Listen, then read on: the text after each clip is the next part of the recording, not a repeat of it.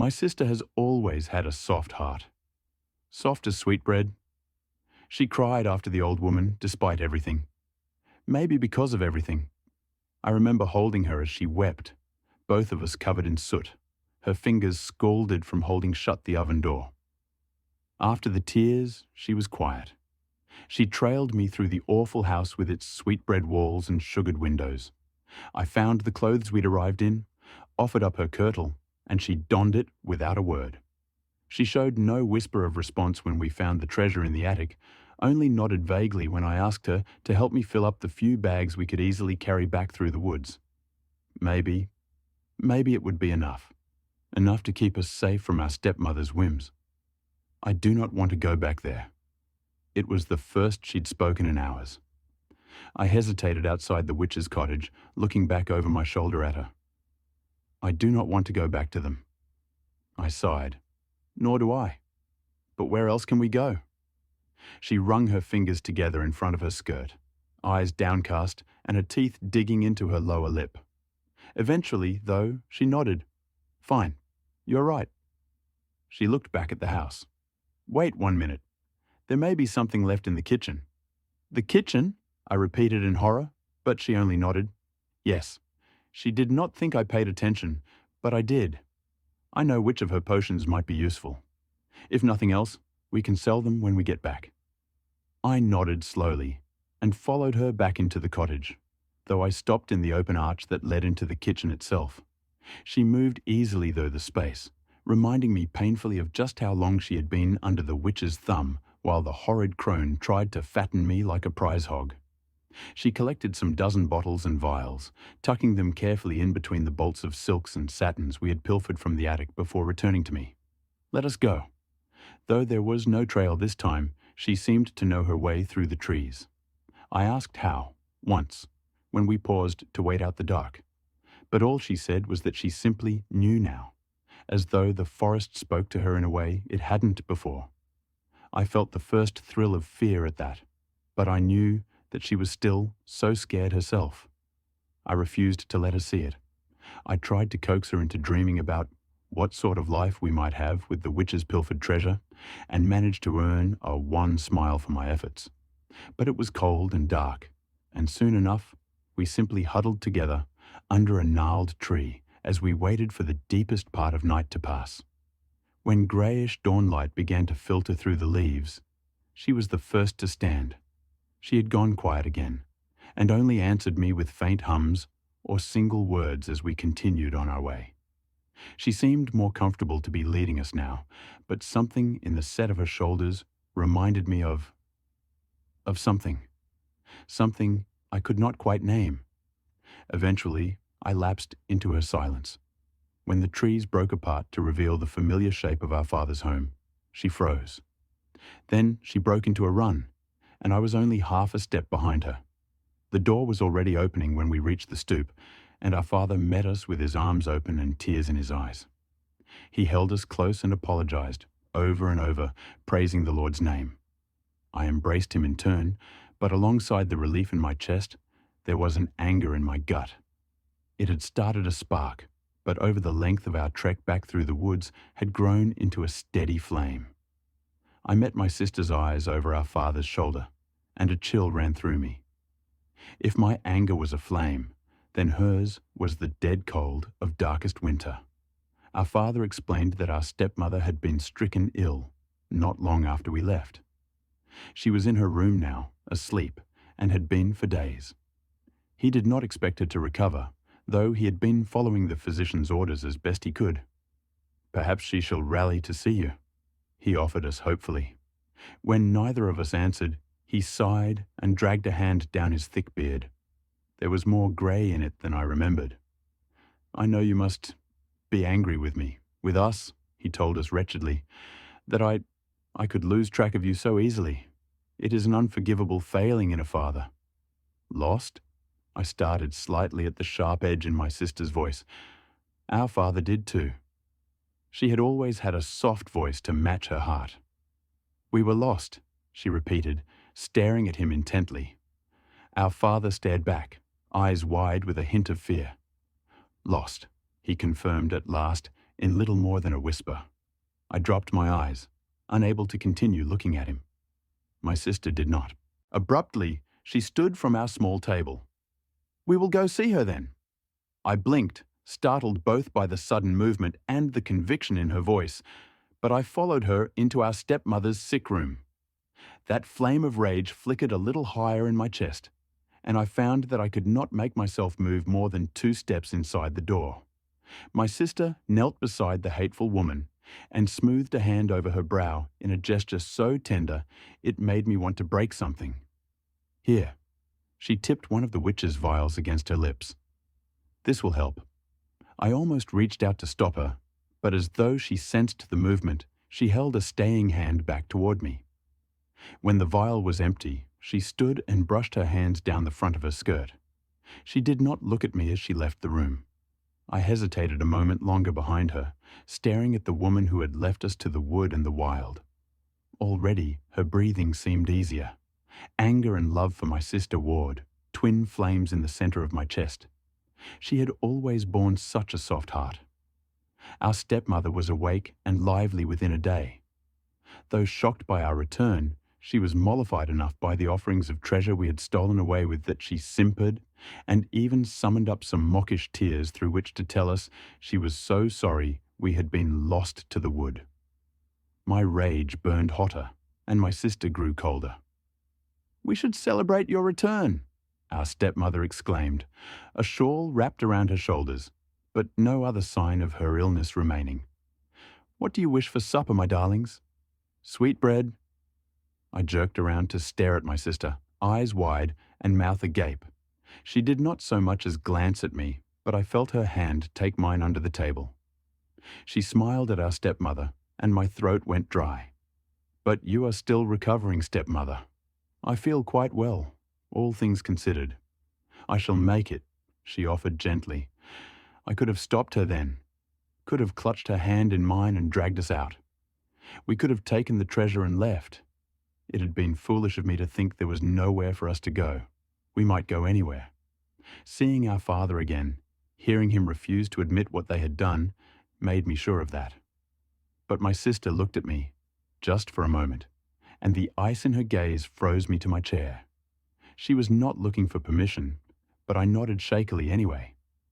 Our stepmother exclaimed what a good, kind girl she was as she moved into the kitchen. Soon enough, the cloying smell of the baking sweetbread hung thick in the air. It was all I could do not to gag. My sister served the plates while the bread was still steaming gently, even drizzling the last of our honey stores over our parents' portions. "We can always get more at the market now," she said, with a hollow little laugh. Our stepmother agreed happily, though our father hesitated a moment before doing so himself. He was watching my sister with a faint wariness as she took her seat beside me. "Go on then, let us eat." They did. We sat in silence. It took our stepmother first. A faint cough, a furrow in her brow. She looked up with confusion, which changed quickly to a horrified realization as she stared at my sister. "You—" Our father choked, red spattering his lips. I looked away, squeezing my sister's hand tight, where she had once more taken it beneath the table. We were desperate," he strangled out, reaching for her pleadingly. "I did not want to. She made me." My sister shook her head. "You let her." He collapsed forward onto the table, his breath a wheezing rattle that grew fainter with each passing moment. Our stepmother tried to lunge for us, but her legs gave out and she sprawled across the floor. A scarlet trail, like candied jam, trickled from the corner of her mouth. "You," she gasped again, glaring balefully up at my sister.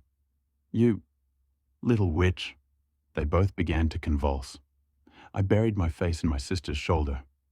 I could feel her stroking my hair. Even without raising my head, I knew she did not look away until their last breaths had faded into silence. Then she simply stood, her hand still in mine. We were both silent as we gathered up our bags, still unpacked by the front door, and stepped out into the cool evening. "You are afraid." I swallowed. Yes." She smiled at me, squeezed my hand again, and all I felt was cold. You do not need to be. I will protect you. My sister has always had a soft heart, soft as poisoned sweetbread. The graveyard is your best friend, so you take her home. The night is a bruise between you, a blotch of rogue in the passenger window, the colour of fruit left out to fester. The body pries at her seatbelt, a finger, then two. The radio echoes static, the body shuffles in her seat.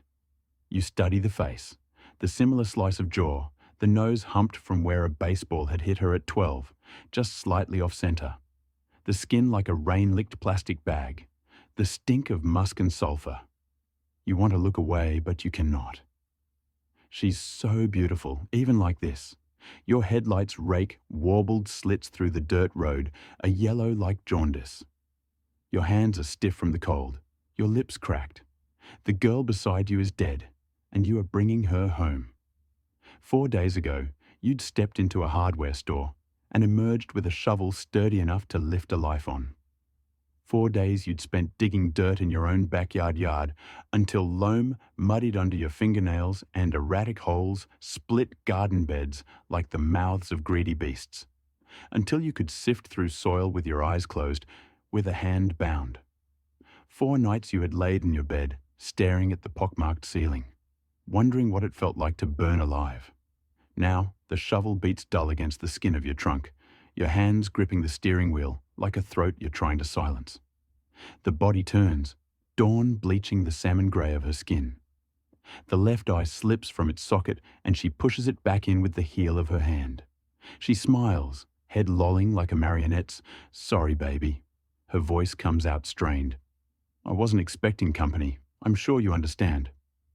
In a sickle of citrus moonlight, Adeline Marcus smiles up at you with shell-pale gums.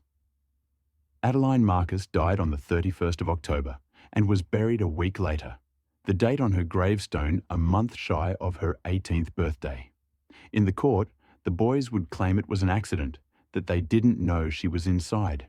For better or worse, you believe them. The fingers striking out matchboxes, the beer cans constellating the sidewalk, a prank gone too far, the wrong place, the wrong time.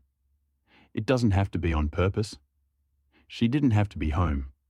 The coroner ruled it suffocation, but all you can imagine is flame like a stiff palm striking over and over.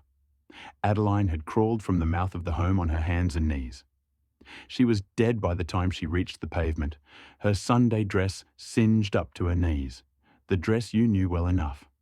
Either way, the boys were left with 25 to life, and the Marcuses were left with a dead daughter, a ring of ash like chalk on the pavement. You were left with a misplaced guilt like hunger, a guilt like an Ouroboros, choking on the tail, swallowing the head, eating yourself alive and being unable to stop even as it consumes you. Because this wasn't the sort of thing that happened to good people. You watch water curl down your shower drain, carrying with it mortuary makeup, kaleidoscopic insects and jasmine bubbles. Strings of dirt stretched out like sinew. The body's head rests on her knees, vertebrae needling through her back like a line of molars. The electric lights wash her green, dark veins rooted under brittle skin. She turns her face to the showerhead and picks at the powdery sediment under her fingernails. The shower floor is a mess of grit, and you think of a child scooping up the sand. You turn the heat up until it scalds and scrub mildew from the base of the shower door. You think, if you can only get everything clean, everything will be all right. She turns her head and looks at you through eyes obscured by glass paneling. She says, "It's not as bad as all that. I don't even think I felt a thing." But she says it through lips the colour of spoiled plums, so the sentiment doesn't ring true. You lift threadbare towels from the bottoms of your linen closet. You walk 3 times around your block and return to a corpse sat on your sofa like she has nowhere better to be. There are ants in your sugar bowl. You try to remove them, lift their crystal knotted bodies on the prong of a fork, but they slip between the gaps and you are left with a mess bigger than when you started. Tea-brown sludge bleeding from thoraxes and the stink of vinegar. There's a dead girl on your sofa, but let's focus on the ants in your sugar bowl. the way they thread through cysts of white like veins on a leaf, like the capillaries that run through the skin of your face. You make tea anyway. You add too much milk and sit cross-legged in front of the body. She stares at you. You stare back. The two of you drink, and ribbons of watery milk pour clean out her trachea, the gaping hole in her chest, but she doesn't stop drinking until you do. "You're not looking at me," she says. "Not really." "Yes, I am." You twist your hands in the shag carpet. "Aren't I now?" "No," she says. "You're not." You leave your teacup on the floor, saucer and iris of yellow, and go upstairs. You take 2 cigarettes from the carton squashed on your father's desk and then think better of it, press down with your heel until tobacco dissipates into the tawny carpet. You change your bedsheets twice, eggshell white, no, grey with peonies. You make a second cup of tea. When you get back to the room, the body is still there. You are looking at her. You are not looking at her. "Do I disgust you?" she says. "No." She shakes her head, dark hair plastered to her shoulders like reeds. "No more than I always did." "You need to sleep," you say. "Baby?" She tilts her head to one side. "Sleeping is all I've ever done." The last time you saw Adeline Marcus alive was in the back of a stranger's car, parked on a stranger's street with the taste of a stranger's tequila fresh between your lips. You were never two built for parties, so the outcome was a pair of girls who looked like they were playing dress-up. Blousy dresses with sleeves like a nun's. Thrift store necklaces noosing your necks. Shoplifted lipstick which she hid beneath her mattress, more wax than pigment. But in the citrus peel of streetlights, in the low trill of distant music, the two of you looked beautiful. She had her legs curled under her and was sitting sideways in the back seat, her hand resting on your knee and the other palmed against the window, a song on her lips that you couldn't quite place. You were too close, but it was night, and everyone was inside and drunk, and sometimes we all need to feel closer than we should be, to lose ourselves a little. The song melted on her lips, swallowed into the limp press of salvia and booze, and you said something like, "I think I should go home now." And she said something like, "Have another drink." And so you did. You let her pour the liquor into the flimsy mouths of red plastic cups and watched her swallow. She said, "You're so pretty." And you said, "I think you should stop." And she said, "Just let me say that one thing." And you wanted to say, "Stop fucking looking at me like that." And you wanted to say, "I want to crawl inside you and make a life for myself in the city of your mind." And you wanted to say, "Let's just be quiet. Let's just not talk. Let's just not ruin a good thing by telling the truth." Instead, you pushed open the passenger door, stumbled out onto the skin of vein blue sidewalk. "I'm going home now." The body lays with her back to your bed, hands worming in the floral sheets, chestnut hair spilling across her throat, past the ballpoint pen-marred bedposts, over the grey skin of her forehead. You are thinking about the silken mouth of a coffin. You are thinking of how she looked when you pulled her from the rose mouth of heaven. The radiator hums. A lace curtain bellies your open window. She rolls over onto her side, slots her hands together like pieces of a decaying jigsaw puzzle. "You still can't even look at me." Her mouth moves too slowly, words like chewing gum. "Why am I here, Bet?" "What's it for?" There are pink crescent moons on the bed of your palms from the bite of your nails.